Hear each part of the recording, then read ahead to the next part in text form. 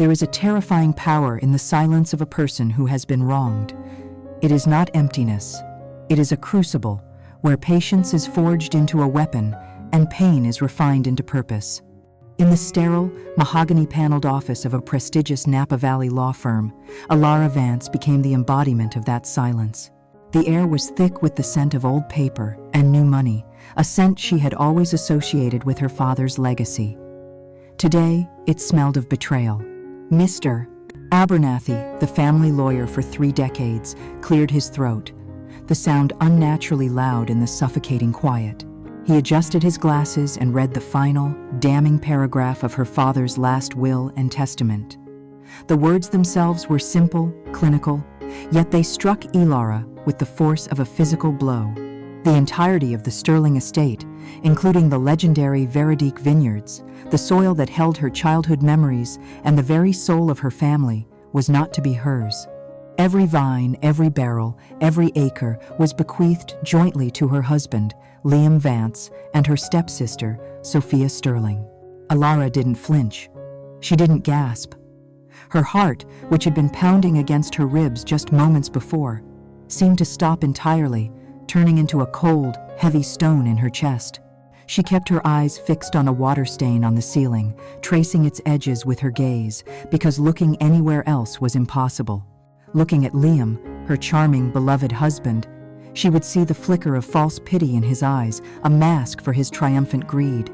Looking at Sophia, her younger stepsister whom she had always tried to protect, she would see the poorly concealed smirk of a victor who had just won a game.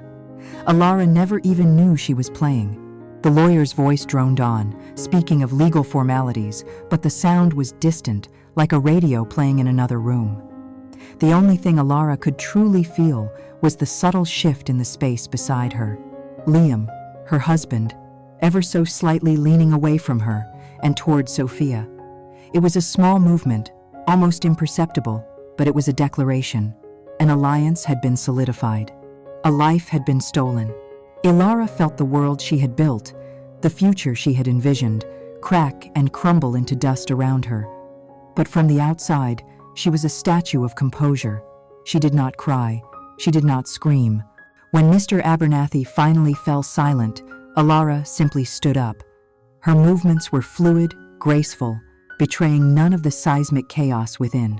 She ignored Liam's outstretched hand, a hollow gesture of comfort, and walked towards the door, her footsteps the only sound. She left behind the hushed whispers of her betrayers and stepped out into the unforgiving sunlight, carrying nothing but the weight of their deception and the terrifying, burgeoning power of her own silence. To understand the depth of the betrayal, you must first understand what was taken. Veronique Vineyards was not merely a business to Alara Vance. It was a living, breathing extension of her own soul. Her first memories were not of a nursery, but of the cool, damp earth of the cellars, the sweet, fermenting scent of grapes hanging heavy in the air. Her father, Richard Sterling, a man whose hands were permanently stained with the noble purple of his craft, did not read her fairy tales. He told her stories of the soil. He taught her how the morning fog that crept over the Mayacamas Mountains was a blessing, a blanket that shielded the delicate Chardonnay grapes from the harshness of the Sunday. He showed her how to listen to the vines, to know by the droop of a leaf if they were thirsty, to understand by the color of the soil if they were nourished. She was not just the heir to his fortune, she was the heir to his artistry, the keeper of a legacy written in terroir and time. Alara, at 30, was a master of her craft, a woman whose intelligence was quiet but profound, whose connection to her land was almost mystical.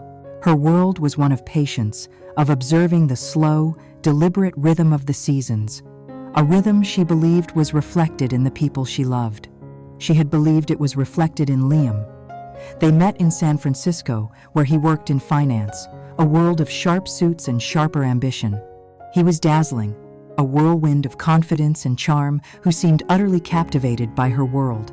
He claimed to be enchanted by the authenticity of the vineyard, a welcome escape from the cold calculus of his own profession. He would walk with her through the rows of Cabernet Sauvignon, his hand in hers, listening with rapt attention as she explained the complexities of the harvest.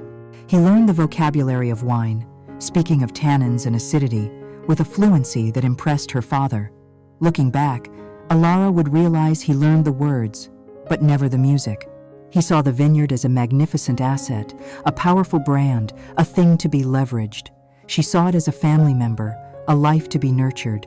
She mistook his ambition for passion, his fascination for love. He was the perfect, polished graft onto her rustic, authentic rootstock, and she never once suspected that his purpose was not to grow with her, but to slowly, methodically take over. Their wedding, held under the ancient oak tree at the heart of Veronique, had been hailed as the perfect union of legacy and modernity. It was, in reality, the perfect merger of a target and its predator.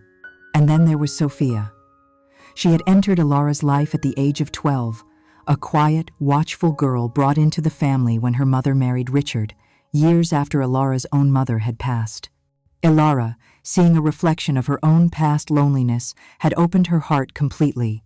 She taught Sophia how to ride horses through the fields, shared her secret reading spots, and defended her against the whispers of the Napa elite who saw her as an outsider.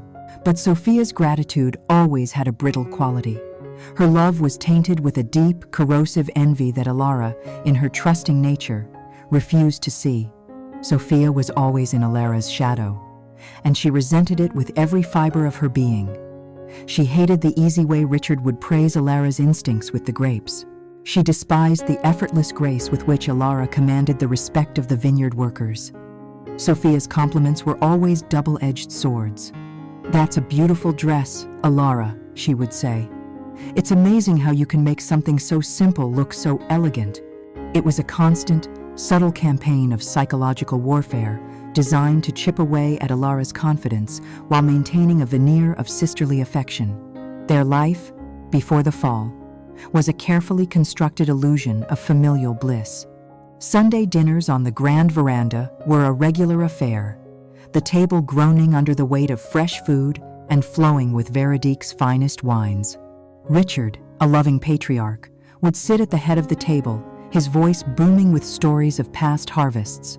Liam would be the perfect son-in-law, laughing at the right moments, asking insightful questions about distribution and marketing, his hand always resting possessively on Alara's shoulder. Sophia would be the doting younger sister, quick to refill everyone's glass, her smile as bright and empty as a polished mirror. But the signs were there, like hairline fractures in a priceless vase. Alara once saw a look pass between Liam and Sophia when they thought she wasn't watching, a glance of shared understanding that was too intimate, too conspiratorial. Another time, she overheard Sophia speaking to Liam about a plan to modernize the winery's branding, using language that dismissed her father's traditional methods as outdated and quaint. When Alara questioned him, Liam had laughed it off, saying Sophia was just full of ambitious ideas and that he was merely placating her. He made her feel foolish for her suspicions, skillfully turning her valid concerns into evidence of her own insecurity. He was a master manipulator, and she, blinded by love and a desperate desire for a complete and happy family, was his willing subject. She lived within the beautiful, sun-drenched lie they had all built, never realizing that she was not the princess in the castle, but the prisoner in a gilded cage. And the two people she trusted most in the world were sharpening the key that would one day lock her out forever. The first sign of the coming storm was not a whisper of conspiracy, but a deafening silence. It happened on a Tuesday, an afternoon so perfect it felt like a painting. The sun was warm, the sky was a brilliant, cloudless blue, and a gentle breeze rustled the leaves of the old-growth vines. Alara and her father were walking the rows of the North Vineyard, the oldest and most treasured part of the estate. Richard was telling a story about the 1982 harvest, his voice, though weathered by age, still full of its characteristic power and warmth. He paused mid-sentence, his hand reaching out to steady himself on a gnarled vine. He looked at Alara, his eyes wide with a sudden, shocking confusion. A word formed on his lips but never found a voice. And then, like one of the great oaks in a storm, he fell. The silence that followed his collapse was absolute, a void that swallowed the gentle sounds of the vineyard and the beating of Alara's own heart. The days that followed were a blur of antiseptic white walls, the rhythmic beeping of machines, and the hushed, somber tones of doctors. A massive stroke, they said. He had survived, but the titan that was Richard Sterling was gone, replaced by a frail, diminished man whose body had betrayed him and whose mind was now a fragile, uncertain landscape. In this chaos, Liam was a rock. He took charge with a calm efficiency that everyone, including Alara, mistook for strength born of love. He translated the complex medical jargon, he managed the endless paperwork, he fielded calls from concerned friends and business associates. He was the pillar, the one who held everything together while Alara sat by her father's bedside, holding his unresponsive hand. Her world shrunk to the size of that hospital room. Sophia was there too, a constant, fluttering presence. She brought coffee, she hugged Alara with a fierce, trembling grip, and she wept openly, her tears a performance of grief so convincing that it shamed Alara for her own stunned numbness. "He'll be okay," Sophia would whisper, her arm around Alara's shoulder. "Liam will handle everything. We just need to be strong for him." When Richard was finally stable enough to return home, Liam and Sophia orchestrated his homecoming with the precision of a military operation. They argued, gently but firmly, that the main house was too full of stimulus, too emotionally charged for his recovery. Instead, they converted the large, airy guest house into a state-of-the-art medical suite. They hired a team of private nurses, led by a stern, unsmiling woman named Nurse Holloway, who spoke of protocols and recovery parameters. Alara, exhausted and emotionally drained, agreed to it all, believing it was for the best. She didn't realize she was consenting to the construction of a prison, a gilded cage for her father, from which she would be systematically excluded. The plan, cloaked in the language of medical necessity, began to unfold. At first, the changes were subtle. Sophia created a color-coded visitation schedule, taping it to the guest house door. "The doctors insist on absolute quiet and minimal stress," she explained, her expression a mask of earnest concern. "This way, he gets the deep rest he needs." Alara noticed, with a growing sense of unease, that her own designated time slots were always short and often coincided with her father's deepest periods of sleep or scheduled therapies. Liam and Sophia's slots, however, were long and frequent. When Alara tried to visit outside of her allotted time, Nurse Holloway would intercept her at the door, her voice polite, but her stance as unyielding as a stone wall. "Mr. Sterling is resting now, Mr. Vance. We can't deviate from the schedule. Doctor's orders." The isolation intensified. Alara used to speak with her father's primary physician every day. Now, Liam handled all medical communications. "Darling, you're too emotional to have these conversations," he would say, stroking her hair. "Let me bear this burden. I'll tell you anything important, I promise." He would deliver sanitized, vague updates that told her nothing of her father's true state, of his moments of lucidity or his periods of despair. They took his personal cell phone away, claiming the radiation could interfere with the medical equipment. They screened all his mail. They became the sole gatekeepers to his existence, controlling every piece of information that went in or out.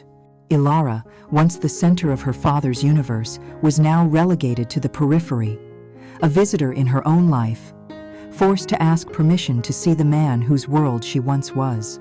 She fought back, but her attempts were deftly parried with weapons of feigned concern and psychological manipulation. She baked her father's favorite scones, only to be told by Sophia that his new diet was strictly sugar-free. "It's for his blood pressure, Alara. We can't risk it."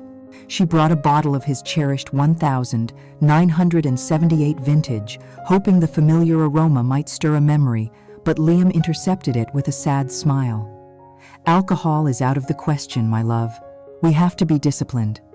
Every act of love, every attempt to connect, was twisted and presented back to her as a potential danger to her father's health. They made her feel like her very presence was a threat. The gaslighting was relentless and effective. When she would break down in frustration, crying that she felt like she was losing him, Liam would hold her and say, "We are all losing him, Alara. But we must be rational. Your emotions are clouding your judgment. You need to trust that Sophia and I are doing what is best for him." The word "we" was a blade, cleanly separating them from her. It was no longer a family united in grief. It was a partnership making executive decisions and she was not a part of it. The shadow of their conspiracy was growing, a creeping darkness that was beginning to suffocate the last vestiges of light in her once golden world. Suspicion is a slow poison. It starts as a single, bitter drop of doubt, then spreads through the veins until it has contaminated every memory, every belief, every cherished truth. For Alara, the poison began its work with a notification from her bank. An alert for a wire transfer from their joint savings account, a staggering sum of $50,000, sent to a holding corporation she had never heard of. When she approached Liam, he was dismissive, almost patronizingly so. He waved a hand in the air, not even looking up from his tablet. "It's for a down payment on some new experimental medical equipment from Germany," he said smoothly. "Top of the line. I wanted to surprise you, do everything possible for Richard." The explanation was plausible, delivered with his usual effortless charm, but it felt wrong. Her father, a man of simple tastes, had always distrusted overly complicated technology. And a surprise of that magnitude, without a single discussion, was not care, it was control. That single drop of poison was all it took. A seed of distrust had been planted, and Alara began to water it in secret, in the dead of night. While the great house slept, she became a ghost, haunting the digital trails of the life she thought she knew. She started with the bank statements, scrolling back months and then years. She found a pattern: small, insignificant withdrawals at first, then larger amounts, all funneled to accounts and entities she didn't recognize. Then came the phone records. The shared family plan became a roadmap of her own isolation. There were dozens, hundreds of calls between Liam's phone and Sophia's, logged at all hours of the day and night. 2 a.m., 37 minutes. 4:15 a.m., an hour and 12 minutes. These were not the conversations of a concerned brother-in-law comforting his grieving sister-in-law. This was the clandestine communication of co-conspirators. She felt a cold sickness rise in her throat. The texts were even worse. She found Liam's old phone, discarded in a drawer after a recent upgrade. He hadn't wiped it clean. Scrolling through the messages between him and Sophia was like reading a manual on how to dismantle her life. "He's weaker today. The lawyer is preparing the documents. Just a little longer. She suspects nothing. Soon it will all be ours." Each message was a nail hammered into the coffin of her marriage. The partial truth was a greater torment than ignorance. She knew the what, but not the how or the why. The betrayal was no longer a suspicion, it was a fact, yet it was a fact she could not speak aloud without proof that couldn't be denied or twisted. Driven by a desperate need to understand the full scope of their treachery, she broke the cardinal rule.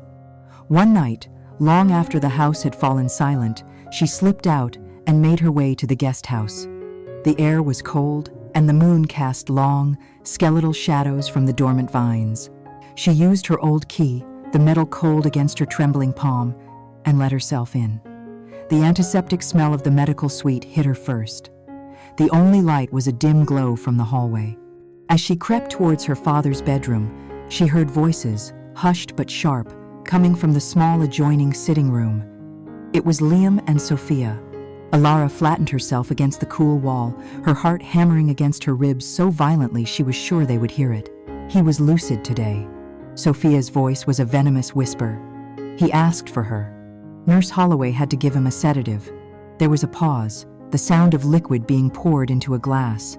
"We can't afford any mistakes now, Liam. How much longer?" Liam's voice was lower, a soothing rumble that was more terrifying than any shout. "The final version is with Abernathy. He's a greedy old fool. He's on our side now. Richard's signature is all we need. Once he signs, it's done. The company, the house, the accounts, everything will be in my name, to be managed with you. She will be left with nothing but that useless patch of dirt he gave her when she was a teenager." Sophia let out a soft, cruel laugh. "Poetic, isn't it? The vineyard princess, left with nothing but weeds." And then came the final, devastating blow. "Don't worry," Liam murmured, his voice softening with an intimacy that shattered the last fragments of Alara's heart. "Everything is going according to plan, my love. Our future is almost here." The words, "my love," echoed in the silent hallway, striking Alara with more force than a physical assault. It wasn't just a conspiracy to steal her inheritance. It was an affair, her husband and her sister. The two pillars of her life were a single, rotting column of deceit. She didn't know how she made it back to the main house.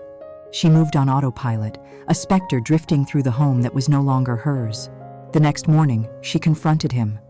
She did it calmly, her voice devoid of emotion, a terrifyingly level monotone.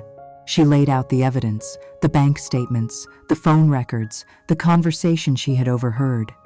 She watched his face as she spoke, searching for a flicker of remorse, of shame. There was none. First came the feigned shock, the wounded expression of a man unjustly accused. Then came the anger. He rose to his feet, his voice booming in the vast kitchen. "How dare you?" he bellowed, his face a mask of indignation. "Spying on me? Reading my messages? Have you gone completely mad?" And then, the masterful, soul-destroying gaslighting began. The money? It was for a private investigator, Alara, to look into experimental treatments. "I didn't want to get your hopes up. The calls to Sophia? She's a wreck. Her mother is dead. Her stepfather is dying. I am the only family she has left. I was counseling her through her grief, you selfish woman." The conversation she overheard? This was his cruelest stroke. He stepped closer, his voice dropping to a tone of deep, clinical concern. "Alara, darling, you're not sleeping. You're barely eating. Grief can do terrible things to the mind. It can cause auditory hallucinations. You were dreaming. You heard what your broken heart wanted to hear." He was so convincing, his performance so flawless, that for a terrifying second, she almost believed him. She almost believed she was the one who was crazy. But then she looked into his eyes, and behind the facade of manufactured concern, she saw it. A cold, flat, reptilian certainty. He knew that she knew, and he knew that no one would ever believe her. He had won. He had checkmated her in a game she had never even agreed to play, leaving her utterly, terrifyingly alone. Richard Sterling died not in a storm of defiance, but in the quiet stillness of a Tuesday morning, just before dawn. The call came from Nurse Holloway, her voice professionally devoid of emotion. Alara was already awake, having spent another sleepless night staring at the ceiling, the poisoned words of her husband and sister playing on a loop in her mind. Liam took the phone, his body tensing beside her in the dark. He performed his part beautifully, his voice thick with a sudden manufactured grief. He held her as she began to shake, not with sobs, but with a cold, hollow emptiness.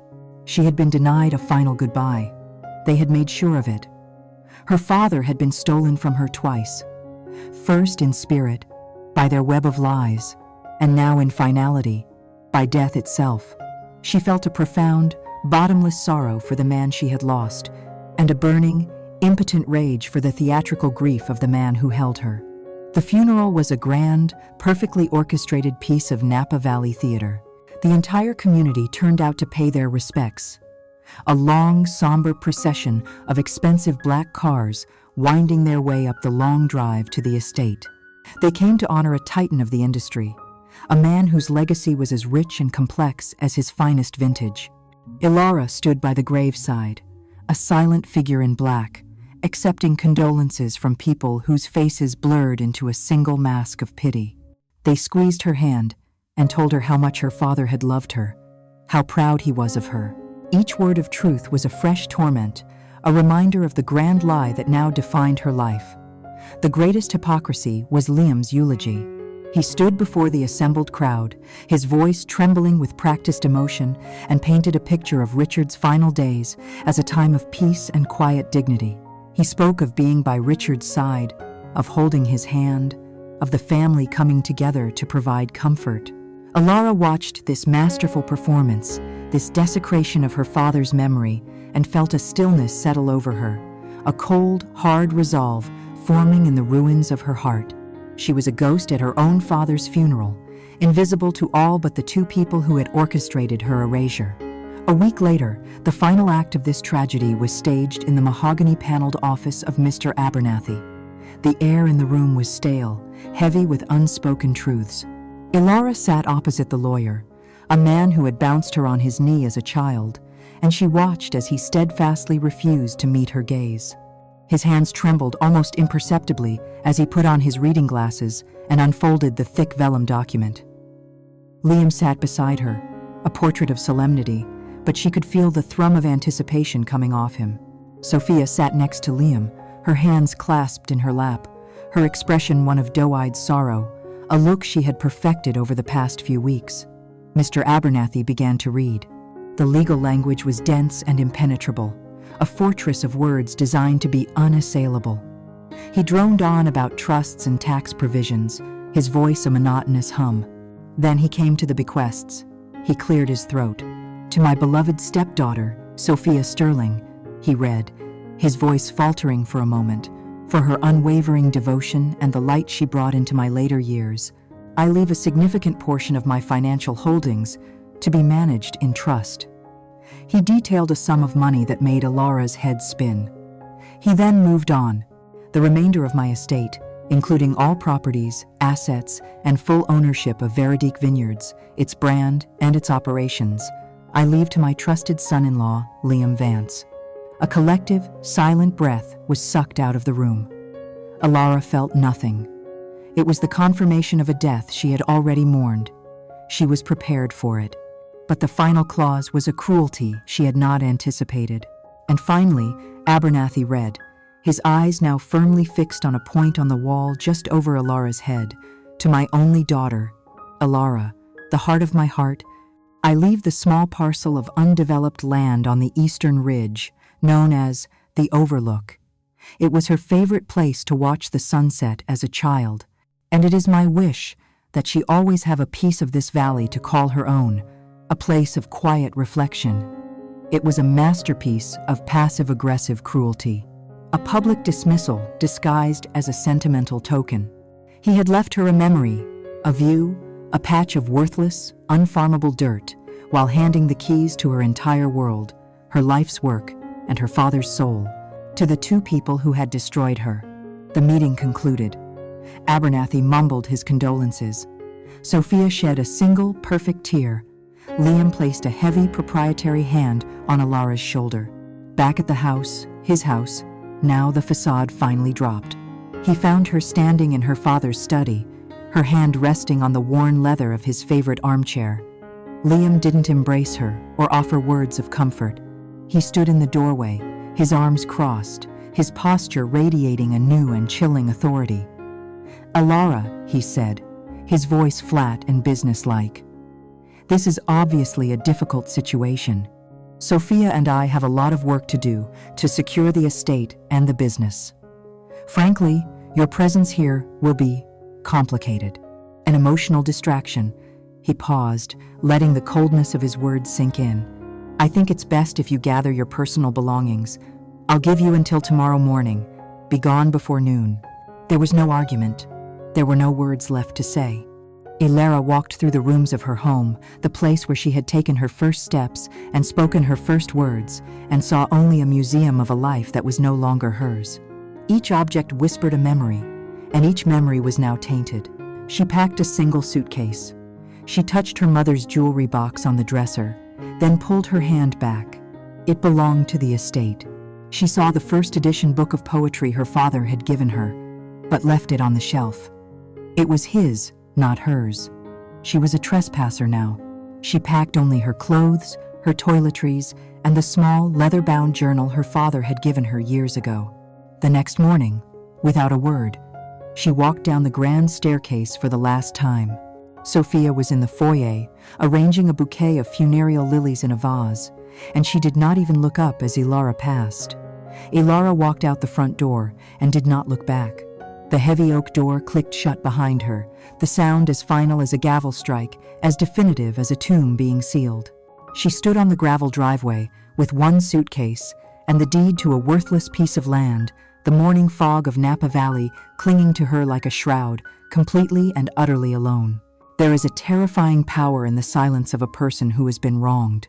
It is not emptiness, It is a crucible where patience is forged into a weapon and pain is refined into purpose. When Alara Vance walked out of that sterile Napa law office, she didn't just leave a legacy behind. She walked into an abyss. Her world, built on the solid ground of family, love, and tradition, had dissolved into a bitter joke. For the next 2 weeks, the abyss became a cheap motel room on the outskirts of town, a place that smelled perpetually of chlorine and forgotten dreams. She felt the crushing weight of everything she had lost: her husband, her sister, her father's trust, and the very soil of Veronique, which she considered her birthright. Grief wasn't a sudden explosion. It was a slow, toxic leak, threatening to drown her completely. She was down to her last few $1,000s, the remnants of a joint account Liam hadn't bothered to drain completely, a final, careless insult. She could see their faces everywhere: Liam's feigned sympathy, Sophia's barely contained glee, the whispers from the Napa elite who now saw her as the disgraced daughter, the failed wife. The temptation to simply pack a bag, disappear, and start a new life where no one knew the name Vance or Sterling was almost overwhelming. She contemplated it daily, staring at the peeling wallpaper, tasting the metallic tang of despair. But beneath the exhaustion, beneath the staggering sense of betrayal, was a bedrock of the same stubborn resilience that had allowed her father to tame the harsh terrain of Napa Valley. She was a Sterling, after all, blood of the vine. Richard Sterling hadn't raised a victim. One morning, she forced herself up.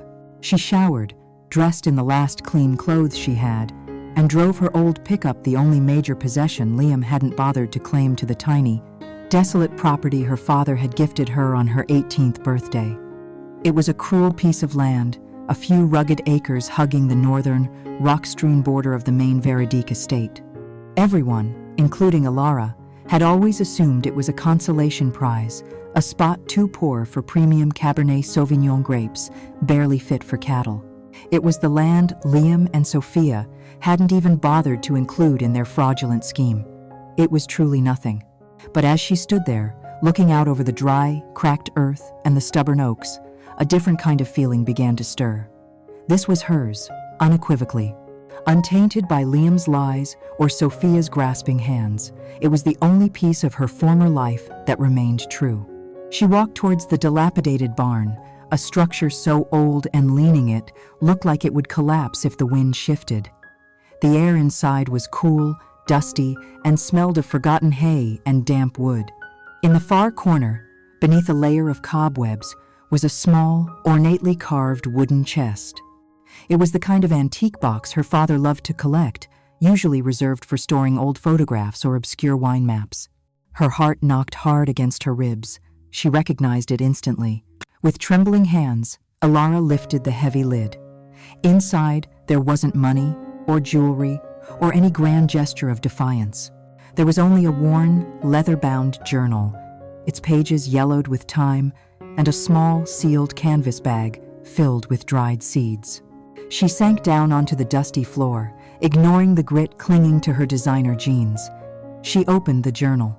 The familiar, sprawling script of Richard Sterling filled the first page.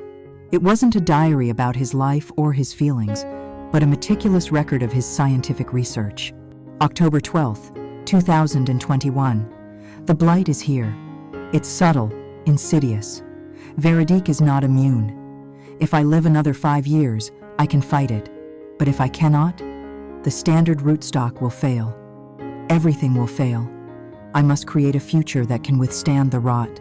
Ilara's breath hitched. Her father had known.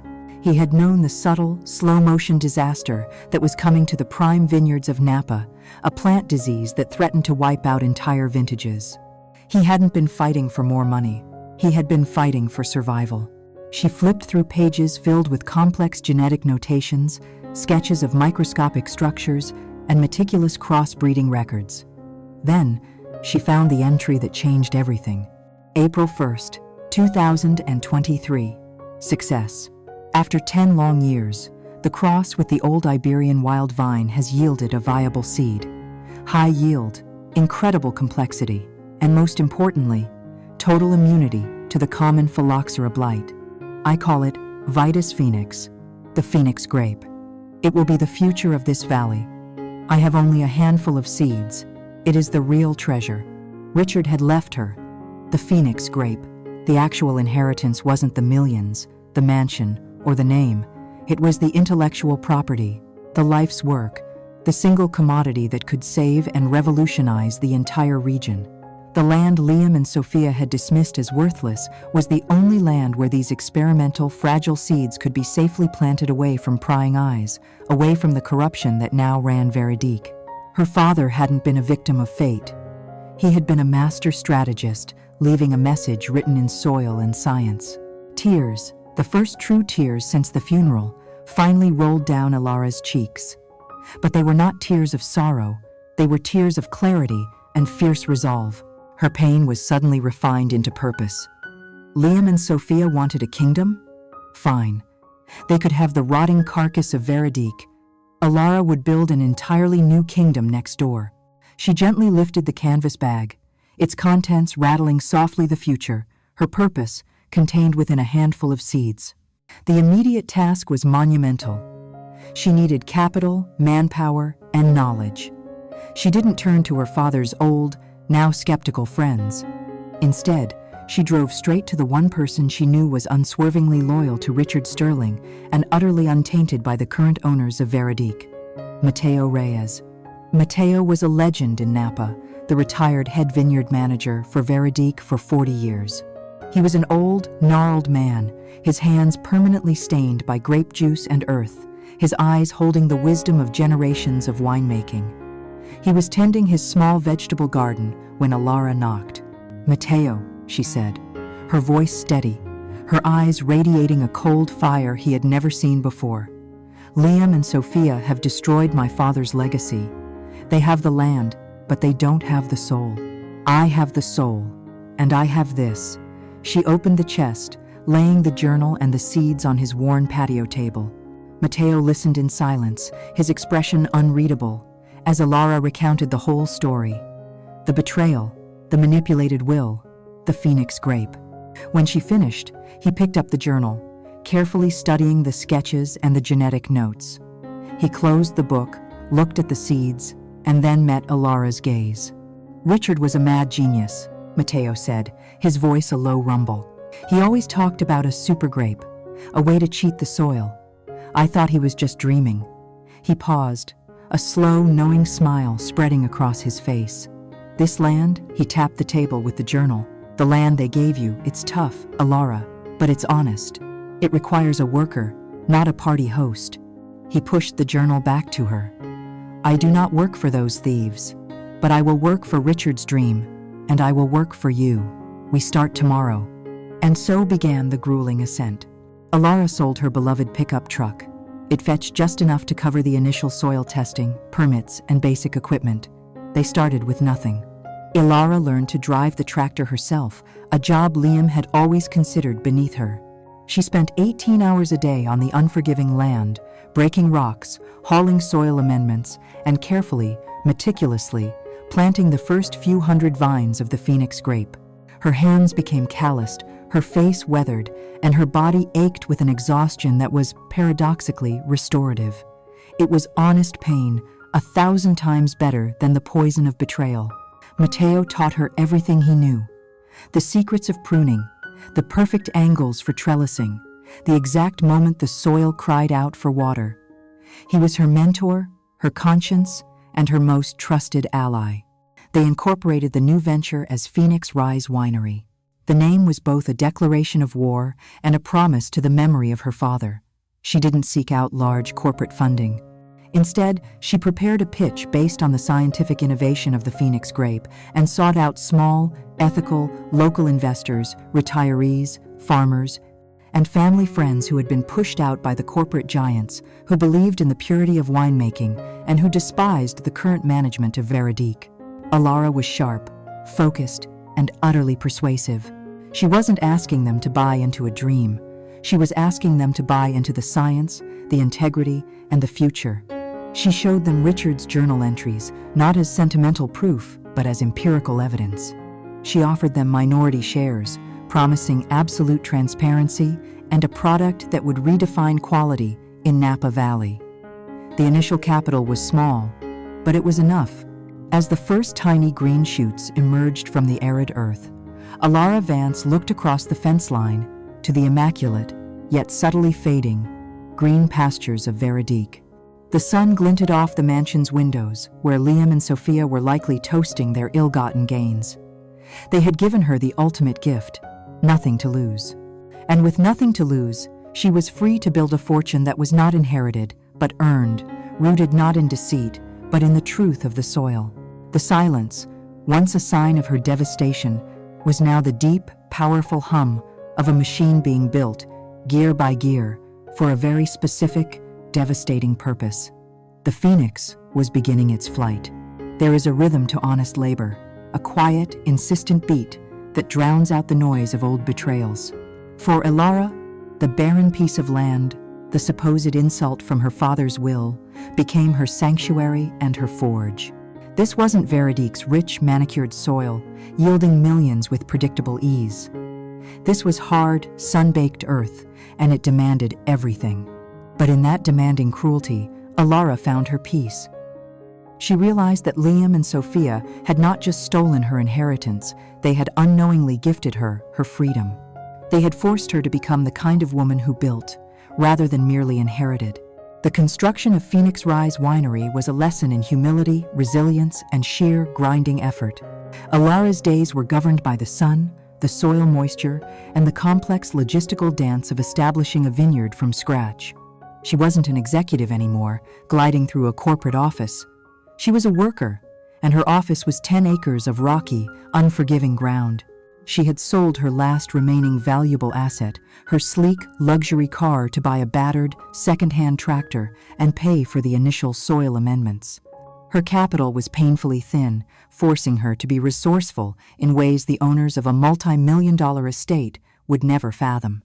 Mateo Reyes was her rock, the old vineyard manager, whose loyalty to Richard Sterling was absolute, showed up every dawn. He didn't offer sympathy, he offered instruction. "The soil on this ridge is too acidic, Alara," he'd rumble, his voice like dry leaves. "You need 2 tons of lime and 3 tons of patience. Get to work." He treated her not as the former heiress, but as his new apprentice, and she embraced the role with a ferocious intensity. Alara learned how to read the land with the intimacy of a lover. She learned the subtle language of the vine, how the tiny, precious phoenix grape seedlings, Richard's life's work, responded to the harsh climate. She learned about drainage, about erosion control, and the backbreaking physics of installing trellising posts in rocky ground. Her hands, once soft from years of office work and social events, were now calloused and stained, a badge of honor she wore with fierce pride. While Mateo handled the intricate farming knowledge, Alara took charge of the business infrastructure. She devoured books on agricultural law, small business financing, and supply chain management. She was brilliant, and now, that brilliance was sharpened by desperation. Her first major task was securing permits and licenses. This required navigating a bureaucratic maze she hadn't known existed. She spent hours in dusty government offices, charming clerks, and correcting inaccurate paperwork. When she finally affixed the sign bearing the name Phoenix Rise Winery to the entrance of her property, a modest, hand-painted piece of wood, it felt like a greater victory than any million-dollar deal she had ever closed at Veronique. Next came the search for investment. She knew she couldn't compete with the capital behind Veronique, which was now fueled by Liam's reckless, high-interest loans. She had to appeal to something deeper. She created a meticulously researched pitch that focused not on luxury, but on innovation, integrity, and the scientific future of winemaking. Alara presented her case to small, local groups, retired professors, independent farmers who had always been marginalized by the big estates, and quiet philanthropists who believed in sustainability. She didn't pitch a quick return. She pitched a revolution. Liam and Sophia inherited a kingdom built on tradition, she would tell them, her voice calm and compelling. But that tradition is facing a blight. The Vitis Phoenix is the answer. It's resistant, it's unique, and it represents the only clean slate in this valley. You're not investing in me, you're investing in my father's genius, which they discarded. You're investing in the future, where quality, not cronyism, wins. Her story, the brilliant daughter betrayed by her husband and sister, rising from the ashes with a secret revolutionary grape, was irresistible. More importantly, the numbers supported the claim. Richard's detailed journal provided scientific proof of the grape's resilience and potential yield. The money she raised was small by Napa standards, enough for a basic irrigation system, a few months of wages for Mateo and a handful of day laborers, and the purchase of stainless steel fermentation tanks. But it was her money. It came with no strings attached, only the shared belief in the integrity of the mission. Meanwhile, just a few hundred yards away, the gates of Veredict Vineyards remained imposing, but the sounds emanating from behind them were changing. The rhythmic pounding of vineyard maintenance was replaced by the cacophony of endless, lavish parties. Ilara, working late into the evening, could sometimes hear the distant, drunken laughter, the blare of music, and the roar of expensive sports cars pulling away. Liam and Sophia were living the life of instant, entitled millionaires. They bought a yacht. They threw fundraisers for people they didn't know. They redecorated the mansion, replacing historical artifacts with garish, modern luxury. They treated Veredict not as a delicate, living ecosystem that required careful tending, but as a giant, overflowing bank account. Ilara would look across the fence line, not with envy, but with chilling calm. She wasn't focusing on their downfall, she was focusing on her own rise. She was building a foundation of rock-solid knowledge, ethical finance, and relentless hard work. Every shovel full of dirt, every permit secured, every investor meeting won was a brick in her own fortress. One afternoon, Liam, driving his new Ferrari too fast down the winding dirt road, stopped by her property line. He stared at Ilara, covered in dust, wrestling with a stubborn piece of farming equipment. "Still playing in the dirt, Ilara?" he sneered, his tone dripping with patronizing pity. "Look, I'm feeling generous. I'll buy this little patch from you. Triple what it's worth. Get yourself a condo in the city. Stop this foolishness." Ilara slowly straightened up. She wiped a streak of sweat and dirt from her brow, looking at her ex-husband with eyes that were cold and empty of any past affection. "You can't afford it, Liam," she said simply. Liam laughed, a loud, artificial sound. "Afford it? I own the most prestigious winery in the state. What exactly do you think you have here?" "I have the future," Ilara replied, her voice low. "You have the past. And the past, Liam, is already starting to rot." She didn't wait for his reply. She turned her back on the expensive car and the man who betrayed her and went back to work. She was done with words. She was done with emotion. Her focus was absolute: to nurture the Phoenix grape, to establish the Phoenix Rise winery as a genuine, undeniable force, and to wait for the rot she knew was inevitable to consume the empire built on deceit. She was building an empire that wouldn't need a forged signature to stand. It would stand on the bedrock of her father's genius and her own unyielding resolve. The foundation was complete. Now, the grapes would grow, and the wait for the harvest and the reckoning would begin. While Ilara Vance was forging her existence in the dust and rock of Phoenix Rise, pouring sweat equity into every single vine, a starkly different drama was unfolding across the pristine fence line at Veredict Vineyards. Liam and Sophia, the co-conspirators, were living the high life, mistaking the inheritance of a legacy for the inheritance of an endless cash flow. They weren't vintners, they were tourists in their own fortune. They saw Veredict not as a delicate, living organism that demanded constant, nuanced attention, but as a giant, ornate ATM that only required an occasional swipe. The early months of their reign were a dizzying blur of reckless spending and shallow indulgence. They replaced Richard Sterling's understated, classic elegance with a loud, gaudy opulence. The family dining room, which once hosted quiet dinners and serious talks about soil composition, was ripped apart to install a state-of-the-art marble cocktail bar. Liam bought a collection of classic cars he rarely drove, and Sophia indulged her taste for high-end designer clothes and jewelry, hosting lavish parties that drained the estate's liquid reserves faster than a summer drought. "We deserve this, Liam," Sophia would coo, draped in thousands of dollars of silk, clinking her champagne glass against his. "We put in the work. We earned it." Their sense of entitlement was absolute, a powerful drug that blinded them to the slow, insidious decay beginning just outside the grand French doors. The first subtle sign of trouble was the neglect of the vines. Richard Sterling had insisted on personalized, meticulous care for every section of the vineyard, a process that required a sizable, well-trained team. Liam, however, viewed the labor costs as unnecessary overhead. He fired half the skilled vineyard staff, replacing them with cheaper, less experienced contract workers who focused on speed, not quality. Why pay 6 experts when 3 college kids can run the machines? He'd boasted to Sophia, oblivious to the fact that winemaking isn't automated. It's an art rooted in knowing the precise moment to prune, to thin, or to harvest. The vineyard, no longer nurtured by Matteo's watchful eye or Richard's genius, began to suffer. Weeds choked the rows. Irrigation systems went unmaintained. The precise balance of the terroir, the unique environmental signature of the land, began to unravel. Then came the true crisis, the blight. The insidious plant disease that Richard had spent his final years secretly fighting began to spread in the region, just as his journal had predicted. Richard's years of diligent, localized treatments had kept Veredique immune, but Liam and Sophia, lacking their predecessor's knowledge and his dedication to the land, dismissed the first signs of discoloration as simple, poor drainage. Matteo, working just across the fence, watched in grim silence as the telltale mottled leaves began to appear on the world-famous Cabernet Sauvignon vines of Veredique. He shook his head to Alara. "They are blind, child.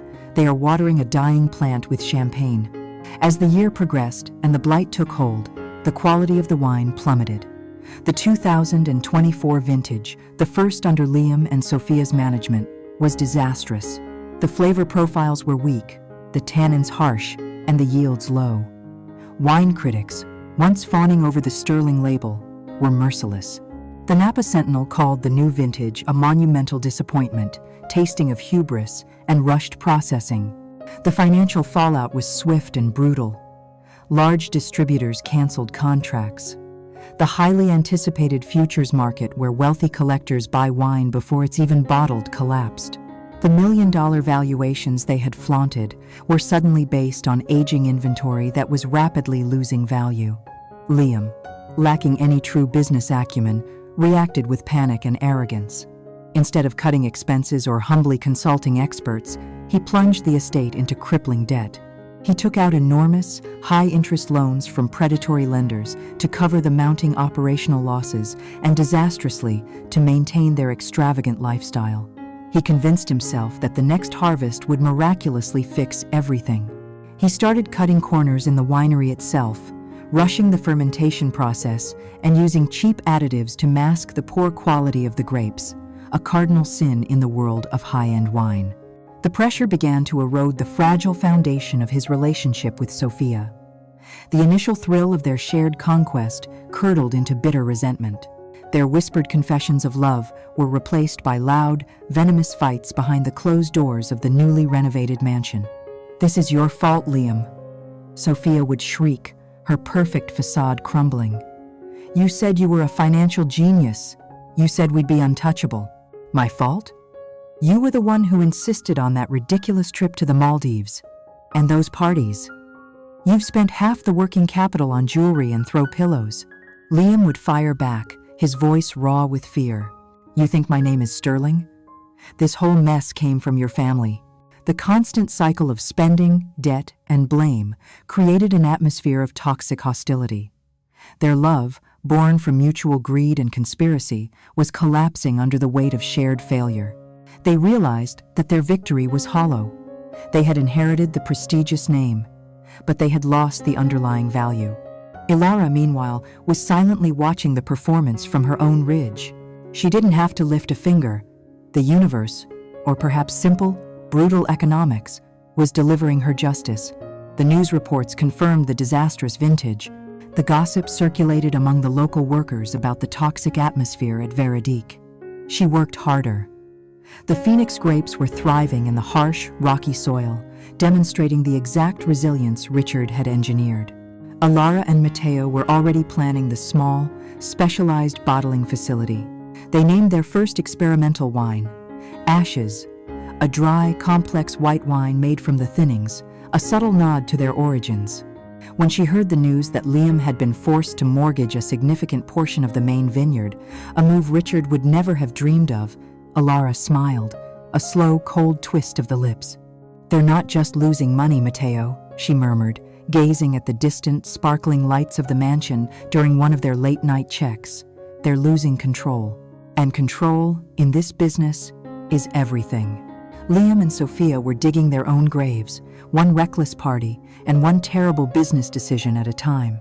The house of cards was swaying precariously, waiting for the perfect moment for Alara to deliver the final, devastating gust of wind. The rot had set in, and the stench of decay was rising, a grim warning to anyone who believed that true fortune could be stolen rather than earned.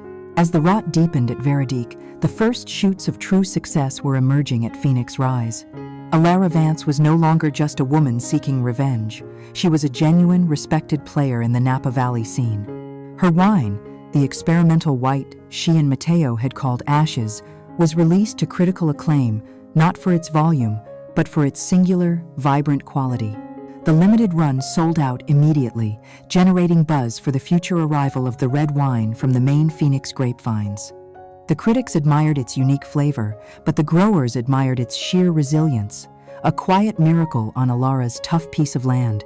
The initial phase of silent economic warfare was complete.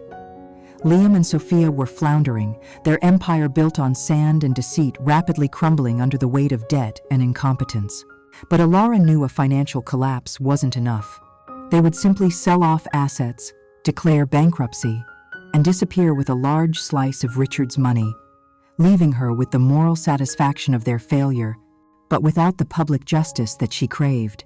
They had not just stolen land, they had stolen her father's final months, manipulating his will through emotional coercion. This crime required a legal, undeniable reckoning. The turning point came when Alara shifted her focus from the vineyard ledger to the legal documentation. She and Matteo spent long nights poring over Richard's personal records, looking for anything that contradicted the official timeline of the will change. The will had been signed just 3 weeks before Richard's death, a period when, officially, he was declared lucid but frail. Alara's research led her back to the medical records. Richard had been under the care of a rotating staff of private, high-cost nurses, all hired by Liam. She found a consistent pattern. The nurse on duty during the supposed signing of the will was a woman named Tanya Rourke, a quiet, highly professional palliative care specialist who had been with Richard for his final 6 weeks. The task of finding Nurse Rourke was difficult. Liam had paid her off handsomely and insisted on a strict non-disclosure agreement. Alara had to use every ounce of her remaining funds to hire a discreet private investigator. When they finally tracked Tanya down, not in Napa, but in a small, quiet town in Oregon, Alara decided to go herself. This conversation could not be delegated. Alara met Tanya Rourke in a neutral, sterile coffee shop. Tanya was nervous, her eyes darting constantly towards the door. She was a good woman who had been dragged into a terrible situation. Alara didn't start with accusations.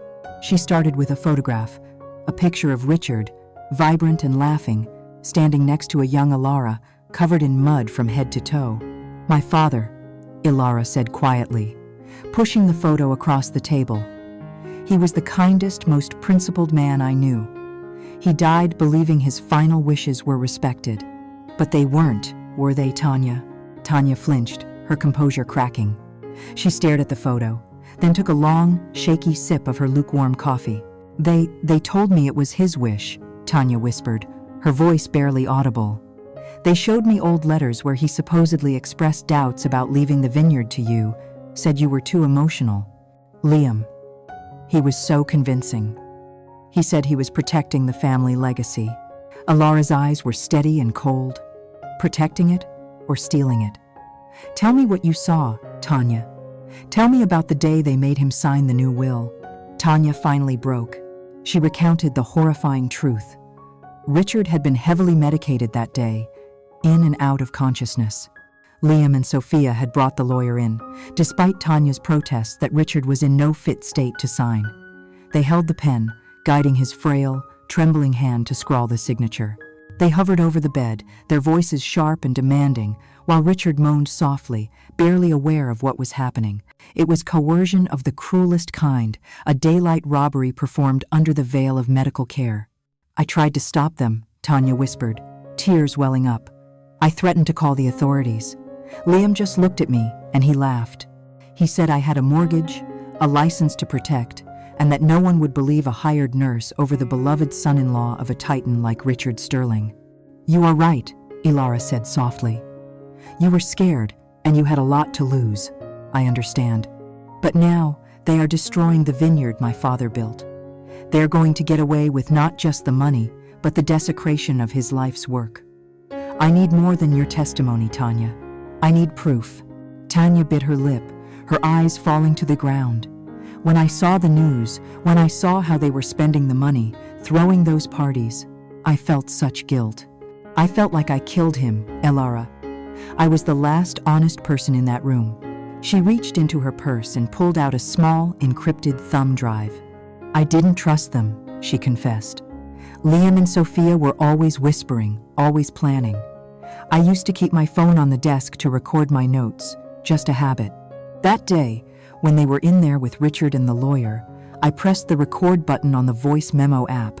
I was going to use it to protect myself, to prove I objected. But I never had the courage." Ilara stared at the drive. This was it, the smoking gun. Not just Tanya's word, but Richard's voice, Liam's threats, and Sophia's cold calculations, captured in time. "It's all there," Tanya said, pushing the drive into Ilara's hand. The entire conversation, Richard's last conscious words were begging them to leave the farm to you, but they drowned him out. "Now, please, use it. Clear your father's name." Ilara pocketed the drive. She didn't offer Tanya a large sum of money. She offered her something far more valuable, absolution. "Your courage today has redeemed you, Tanya," Ilara said, standing up. "Now, go home, and never speak of this to anyone. Liam and Sophia may be financially ruined, but they are desperate. We will take it from here." Driving back to Napa, the thumb drive resting heavily in the center console, Ilara felt a profound sense of closure. She wasn't seeking revenge anymore. She was executing justice. Her father hadn't been helpless. He had been manipulated, his final moments desecrated. But now, she had the power to make them pay for every lie, every sneer, and every dollar they had stolen. She didn't immediately go to the police or a high-powered law firm. She wanted the maximum impact, the greatest possible humiliation. She wanted them to suffer the same public shame and exposure they had silently inflicted on her. Ilara met with Matteo, and together they listened to the recording. The quality was rough, but the voices were unmistakable. Richard's frail protest was heart-wrenching. Liam's voice, usually charming, was low and menacing. Sophia's was the most chilling, utterly devoid of feeling, calculating the exact percentage of the estate they would split. "It is time, Ilara," Matteo said, his face etched with sorrow and fierce pride. "The harvest is ready, and your enemies are ripe for the fall. We need the perfect stage." And the perfect stage, Ilara knew, was the one place where Liam and Sophia sought validation above all else: the Napa Valley Wine Gala, the stage where the entire world of wine, media, and wealth would be watching. The stage where she would exchange her silence for a roar. The Napa Valley air, usually crisp and fragrant with fermenting grapes, now carried an undercurrent of tension, a subtle, electrifying dread that only the wealthy and the desperate can truly feel. The annual Napa Valley Wine Gala was less than a week away. It was the industry's most prestigious event, the stage where fortunes were solidified and legacies were christened. For Liam and Sophia, it was their final, desperate throw of the dice. For Ilara, it was the meticulously selected theater for her long-awaited climax. At Phoenix Rise Winery, the activity was quiet, precise, and focused. Ilara and Matteo weren't concerned with the awards. Their eyes were on the clock. The Phoenix grapes were ready, their first significant harvest bottled in a small, test batch of what would eventually be the signature wine. They had submitted this wine, a dark, complex vintage that carried the strength of the harsh soil it was born from, to the gala's Wine of the Year competition, not for the glory, but for the platform the nomination provided. Alara knew Liam and Sophia were watching. The success of her small, defiant winery, built on the land they had scoffed at, was now an undeniable fact. They had seen the glowing reviews for the Ashes white wine. They knew she was a finalist. But their arrogance was a shroud, blinding them to the true threat. They viewed her success as a provocation, not a plan. Meanwhile, Veronique was a house of mirrors reflecting impending ruin. Liam and Sophia were fighting like cornered animals, their voices often echoing through the empty halls that once held Richard's prized art collection, which they had secretly sold to cover debts. Their desperate hope hinged entirely on winning the coveted Wine of the Year award. They believed that the prestige of the award would create a media frenzy, allowing them to secure a massive, necessary loan to ward off their creditors and postpone the inevitable. "We have to win, Sophia," Liam hissed during one tense, late-night meeting. "If we don't, the lenders will foreclose on the prime vineyards by the end of the month. We will lose everything." Sophia, her face tight with stress, adjusted her flawless diamond necklace. "You bribed those judges last year, Liam. Do it again. Veronique is too big to fail. They want the name, the history. They won't let some peasant upstart like Alara win." Liam had indeed attempted to manipulate the process, leveraging Veronique's long-standing industry connections. But the judges, keenly aware of the sudden, disastrous drop in Veronique's wine quality, were wary. The industry was whispering, the sterling legacy was tarnishing. The unexpected rise of Phoenix Rise Winery, with its story of resilience and its demonstrably superior grape, was seen as a refreshing counter-narrative, the very thing the judges secretly yearned for. Alara, perfectly aware of their desperation, maintained her chilling silence. She didn't seek meetings, she didn't send warnings, and she certainly didn't gloat. When she saw Liam at a trade luncheon days before the event, he approached her with forced bravado. "Alara," he said, too loudly, drawing attention. "Still plugging away, I see. Good for you. But let's be realistic. You're a nice, small boutique. Veronique is a dynasty. Don't be too disappointed when we sweep the awards this year." He patted her shoulder, a gesture designed to convey both pity and superiority. Alara looked him directly in the eye, her gaze steady, empty of feeling. "Dynasties," she stated, her voice calm and level, "are built to last. Empires built on lies, Liam, are built to burn." She didn't wait for his angry, bewildered retort. She simply walked away, leaving him standing there, his forced smile frozen on his face. Her indifference was her most potent weapon. It told Liam and Sophia that she was operating on a different plane, playing a different, unknown game. Her silence was louder than any threat. The day before the gala, Alara met with her private investigator again and finalized the legal preparations. The audio recording from Nurse Rourke's thumb drive was digitally enhanced, transcribed, and notarized. The evidence of coercion, fraud, and elder abuse was irrefutable. Alara had prepared 2 envelopes, one addressed to the local district attorney's office, detailing the fraud, and one addressed to the board of the Napa Valley Wine Gala, complete with a transcript and a short, devastating summary. She was taking a calculated risk.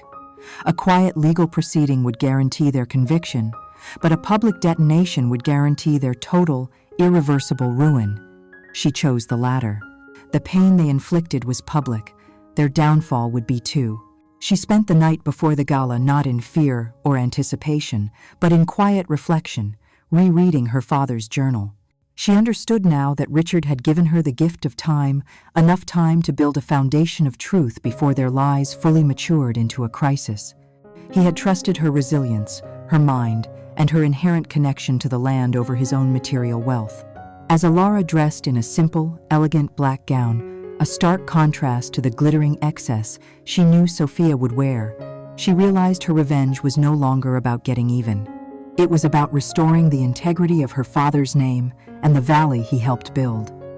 She wasn't an angry ex-wife. She was a harbinger of justice.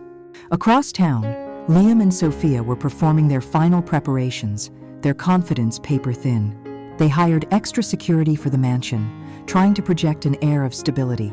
They rehearsed their acceptance speech, full of hollow rhetoric about family legacy and Richard's vision. They convinced themselves that Alara was just an annoyance, a small gnat buzzing around their golden trophy. They had completely underestimated the terrifying power of her silence. They confused her calm with defeat. They assumed she was still operating on the level of emotional confrontation. They didn't realize that in her quiet resolve, she had built a weapon of pure, objective truth. The stage was set. The audience was waiting. And the storm, silent for so long, was just moments away from breaking. The Napa Valley Wine Gala was held in a sprawling, glass-domed ballroom, a glittering cathedral dedicated to wealth and fermented perfection. The room was packed with the aristocracy of the wine world: investors, critics, rival vintners, and the local elite.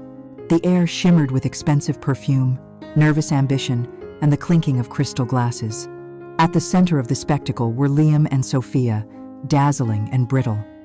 Liam, in a perfectly tailored tuxedo, kept a fixed, strained smile, occasionally leaning down to whisper anxiously to Sophia. Sophia, in a sweeping emerald green gown that screamed unassailable wealth, maintained a facade of serene confidence, though her eyes constantly darted towards the stage, where the fate of Veronique hung in the balance. They were desperate, and the entire room could sense the tension radiating from their table. Then there was Alara. She walked in alone, wearing a simple, tailored black dress that seemed to absorb the light rather than reflect it. She carried no purse, wore no dramatic jewelry, only the cold, clear brilliance of her conviction. She sat at a modest table in the periphery, accompanied only by the loyal Mateo Reyes, who looked impeccably formal in a borrowed suit, his weathered face set in a grim expression of readiness. The evening proceeded through the minor awards, the polite applause masking the fierce professional jealousies. Liam and Sophia managed a strained cheer when Veronique won a minor award for Best Marketing Campaign, a category that only highlighted their focus on image over substance. Finally, the moment arrived. The master of ceremonies, a renowned wine critic, stepped to the podium for the grand finale.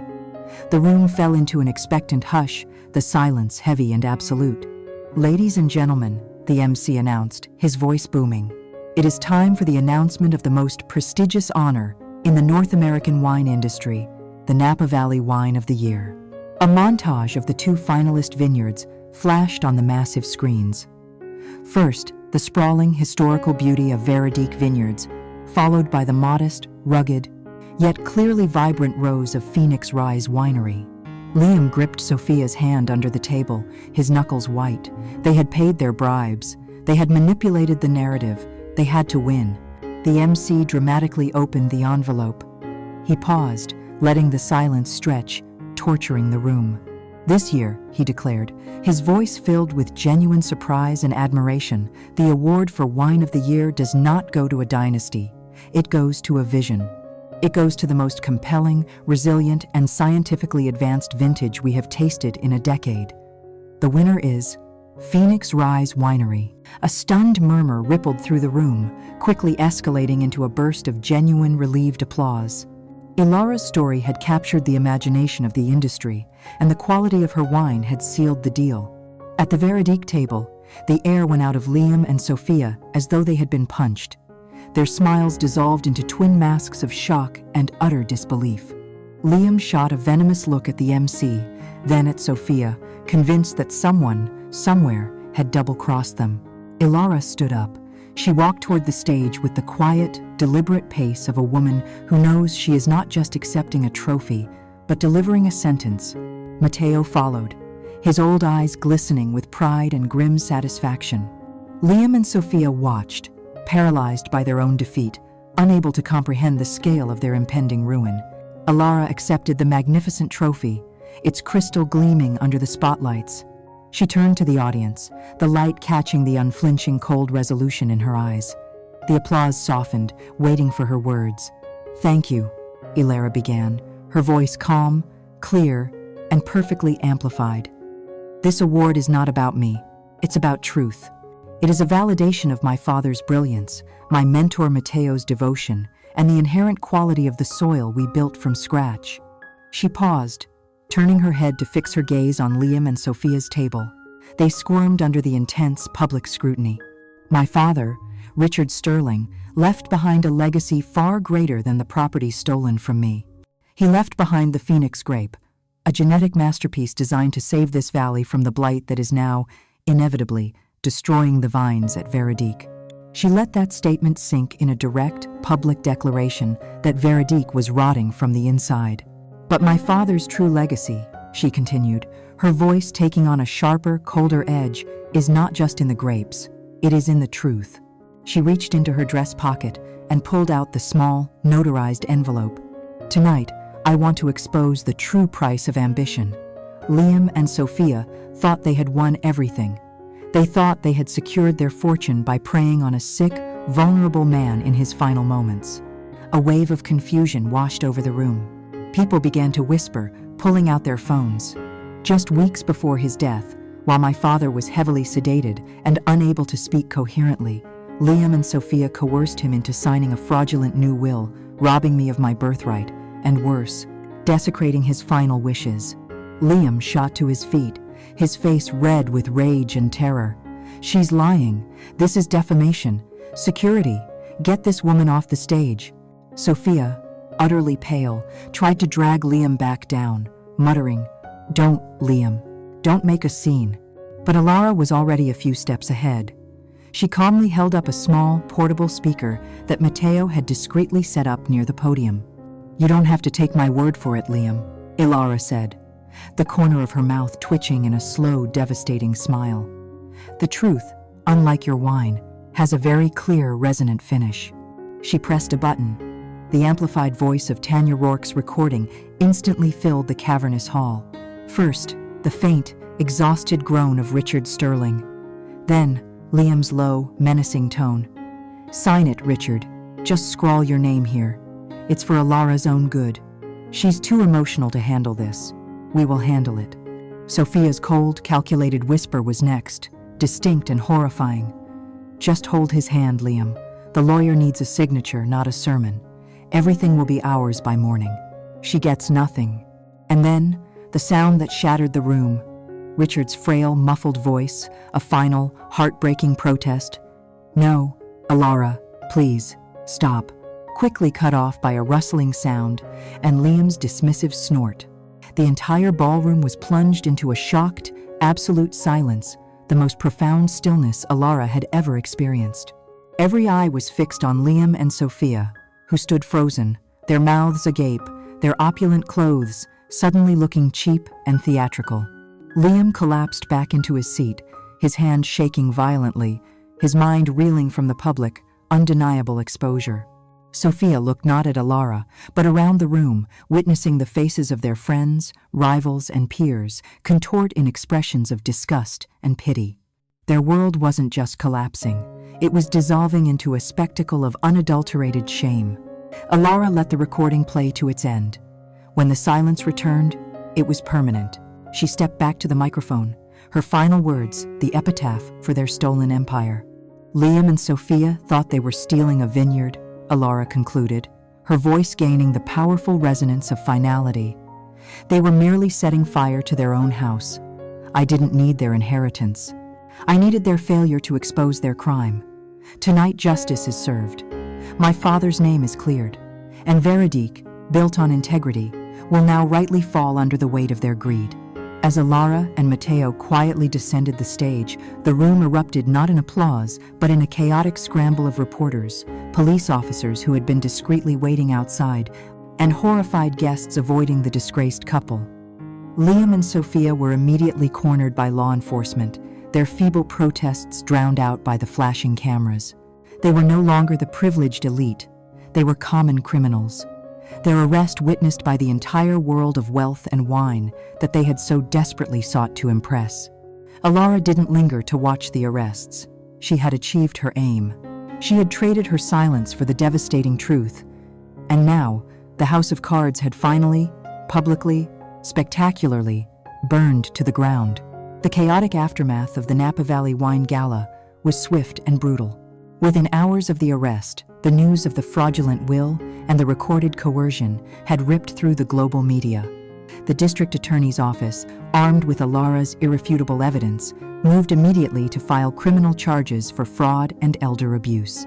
Liam and Sophia were denied bail.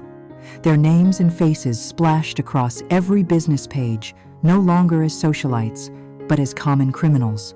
The inevitable financial collapse followed. Creditors, alerted to the criminal activity and the utter devaluation of the blight-ridden vineyards, swooped in. Veredict Vineyards was seized, declared bankrupt, and put up for auction. The dynasty, built over generations, crumbled in less than a year under the management of greed and incompetence. Alara didn't attend the court proceedings. She sent her lawyers, but she personally detached herself from the morbid satisfaction of watching her betrayers face prison time. Their suffering was no longer her concern. Their fate was sealed the moment the recording finished playing. Her revenge was complete, but her purpose was still unfolding. The question everyone in Napa was asking was, would Alara buy Veredict back? The opportunity was there. With the blight and the scandal, the price was a fraction of its former worth. The consensus was that she would reclaim her birthright, uniting the vast historical estate with the scientific innovation of Phoenix Rise. But Alara had learned a crucial lesson. You cannot build a future on tainted ground. She declined to bid. She watched, with a calm detachment, as the historical estate was eventually broken up and sold for parts. She let Veredict, the symbol of everything she had lost, die a natural, painful economic death. Her victory was not in ownership, but in building something clean and new. Phoenix Rise Winery, however, soared. The media firestorm surrounding the scandal turned Alara into an overnight sensation. She was the heroine of integrity, the underdog who built an empire from a patch of dirt. Customers flocked to the winery, drawn not just by the incredible story, but by the undeniable, superior quality of the Phoenix grape. The world wanted her wine a symbol of truth and resilience. Phoenix Rise expanded, purchased land far away from the tainted legacy of Veredict, and became the most respected, forward-thinking brand in the valley. Alara had found success, not through inheritance, but through self-creation. She had finally outgrown the shadow of her father's success. One cool autumn evening, months after the dust had settled, Alara sat alone in the small, original wooden shed on her property. She had saved the shed, transforming it into a quiet, personal study. She pulled out her father's journal, its pages worn and beloved. She had read every page a dozen times, or so she thought. She turned to the very last page, a page she had always skipped, assuming it was blank or simply a final musing on his passing. But this page, written in a clear, firm hand, unlike the shaky script of his final weeks, held a final, stunning revelation, the ultimate twist Richard Sterling had left for his daughter. June 2nd, 2023. I see it all now. Liam's eyes, Sophia's hands. Their greed is a physical presence. They believe I am blind, feeble. I am not. The final will they signed is not a mistake. It is a test, Alara. The greatest gift I could give you is not the kingdom, but the fire to forge your own crown. If I had simply left you, Veredict, you would have always been my daughter, Richard Sterling's heir. I knew they would try to steal it. That is why I left them the name, the prestige, and the debt. The land they took is already infected with the blight. It is a ticking clock. But this small, worthless piece of ground, it is sound. And the Phoenix seeds, my life's work, are here. I could have stopped them. I could have exposed them. But I would have deprived you of the single greatest lesson. Your power is not in what you inherit, but in what you create. They didn't betray you. They simply acted as the catalyst for the magnificent woman you were always meant to be. The Phoenix must rise from the ashes. Rise, my daughter. Alara put the journal down, her hand trembling. Her father hadn't been an unwitting victim.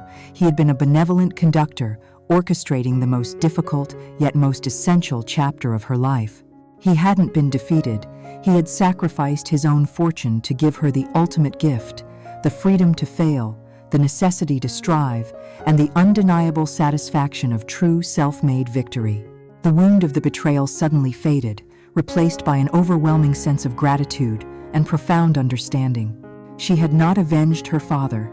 She had fulfilled his final, brilliant, and deeply loving instruction. She walked out into the cool evening air, looking over the rolling hills of her flourishing vineyard. The true inheritance wasn't the property or the patents, it was the realization of her own unbreakable strength. Never underestimate the silence of a person who has endured too much. For in their quiet resolve, they are not plotting revenge, Alara thought, watching the stars emerge over the valley. They are building a new world where justice is the foundation, and their own earned triumph is the only crown they will ever wear.